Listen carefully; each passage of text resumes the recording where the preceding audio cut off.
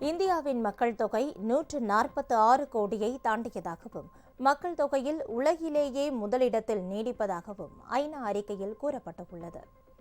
ஐநா சார்பில் உலக மக்கள் தொகை அறிக்கை வெளியிடப்பட்டுள்ளது.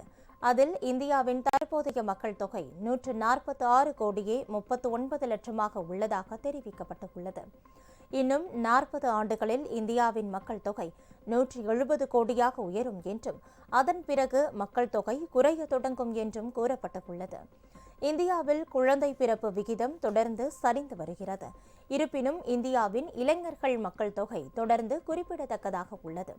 14 வயதுக்குட்பட்டவர்கள் எண்ணிக்கை 24%, 10 முதல் 19 வயதுக்குட்பட்டவர்கள் எண்ணிக்கை 17%, 10 முதல் 24 வயதுக்குட்பட்டவர்கள் எண்ணிக்கை 26% உள்ளதாக ஐநா அறிக்கையில் குறிப்பிடப்பட்டுள்ளது. இந்த ஆண்டு நிலவரப்படி ஆண்களுக்கான சராசரி ஆயுட்காலம் 71 ஆண்டுகளாகவும் பெண்களுக்கான சராசரி ஆயுட்காலம் 74 ஆண்டுகளாகவும் இருப்பதாக கூறப்பட்டுள்ளது.